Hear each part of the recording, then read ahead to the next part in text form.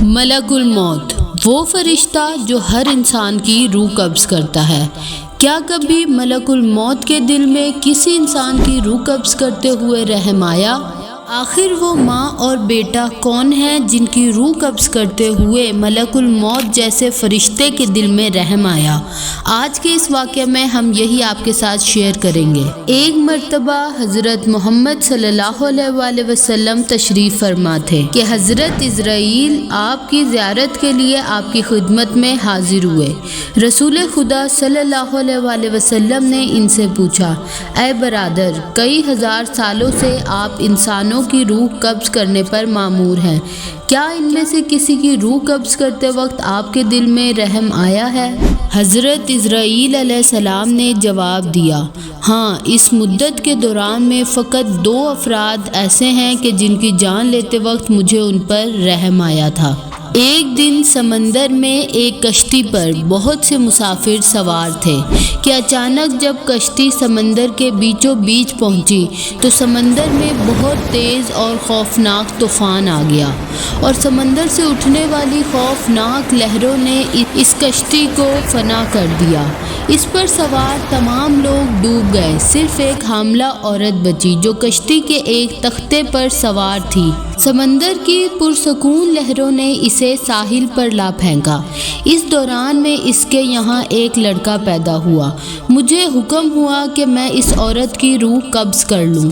اس وقت اس بچے پر مجھے بہت رحم آیا جو اپنی ماں سے دور ہو رہا تھا۔ دوسرا شخص جس کی جان قبض کرتے وقت حضرت عزرائیل علیہ السلام کو رحم آیا، وہ ایک بادشاہ تھا جس نے ایک خوبصورت اور بے نظیر بہشت بنانے کے لیے سالوں اس پر لگا دیے اور اس کو بنانے میں اپنی تمام توانائیاں، مال و دولت لگا دی۔ من و سونا اور لاکھوں جواہرات اس کے ستونوں اور در و بام کی سجاوٹ پر لگا دیے۔ جب وہ بہشت مکمل ہوئی تو وہ بادشاہ اسے دیکھنے کے لیے بہت شان و شوکت کے ساتھ اپنا پورا لشکر لے کر چلا، لیکن جب اس نے گھوڑے سے اترنا چاہا تو دایاں پاؤں زمین پر اور بایاں پاؤں ابھی رکاب میں ہی تھا کہ اللہ کی جانب سے حکم ہوا کہ اس کی روح قبض کر لے۔ وہ بدبخت ابھی گھوڑے کی زین اور زمین کے درمیان ہی تھا کہ مر گیا۔ اس وقت مجھے اس پر بہت رحم آیا کہ ایک شخص نے ایک عمر اس امید سے گزاری کہ اس بہشت کا نظارہ کرے جو اس نے بڑی تمناؤں کے ساتھ بنوائی تھی، لیکن ابھی اس کی آنکھ اسے دیکھ نہ پائی تھی کہ موت نے اسے آ لیا۔ یہ بادشاہ شداد ابن عاد تھا جس نے غرور اور تکبر میں آ کر بہشت بنانے کا فیصلہ کیا تھا۔ عاد کی قوم کو راہ حق کی ہدایت کرنے پر اللہ تعالیٰ نے حضرت ہود علیہ السلام کو مامور کیا۔ عاد کے 2 بیٹے شداد اور شدید تھے۔ عاد کے مرنے کے بعد اس کے دونوں بیٹوں نے ظلم و غارت کرتے ہوئے مختلف شہروں پر حملہ کیا اور ایک وسیع و عریض علاقے پر قبضہ کر لیا۔ اسی دوران میں شدید کی موت ہو گئی اور شداد تنہا ترین ایک وسیع عریض سلطنت کا بادشاہ بن گیا اور تکبر کے نشے میں دھت ہو گیا۔ حضرت ہود علیہ السلام نے اسے خدا پرستی کی طرف دعوت دی اور فرمایا، اگر تو اللہ کا بندہ بن جائے تو وہ تجھے بہشت میں جگہ عطا فرمائے گا۔ اس نے کہا، بہشت کیسی ہے؟ حضرت ہود علیہ السلام نے اس کے سامنے بہشت خدا کی کچھ خصوصیات بیان کی تو شداد نے کہا، یہ تو کوئی چیز نہیں ہے، اس طرح کی بہشت تو میں خود بنا لوں گا۔ غرض اس نے تکبر کے نشے میں ڈوب کر ایک بہشت بنانے کا ارادہ کیا تاکہ اللہ تعالیٰ کا مقابلہ کرے۔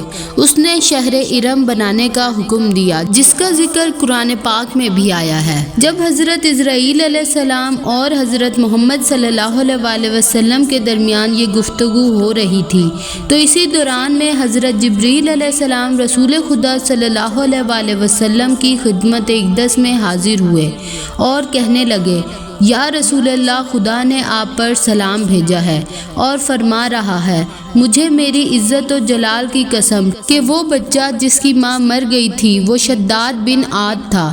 میں نے اسے ٹھاٹھے مارتے ہوئے سمندر کی لہروں سے بچایا، اس کی بغیر ماں کے تربیت کی اور بادشاہت عطا کی۔ اس کے باوجود اس نے کفران نعمت کیا خود پسندی و تکبر سے کام لیا اور ہمارے مقابلے میں پرچم بغاوت بلند کیا۔ آخر کار ہمارے سخت قسم کے عذاب نے اسے دبوچ لیا، تاکہ دنیا والے یہ جان لیں کہ ہم کافروں کو مہلت تو دیتے ہیں لیکن انہیں چھوڑتے نہیں ہیں۔ جیسا کہ قرآن پاک میں ارشاد قدرت ہے، ہم تو صرف انہیں مہلت اس لیے دے رہے ہیں کہ وہ جتنا گناہ کر سکیں کر لیں، ورنہ ان کے لیے رسوا کن عذاب ہے۔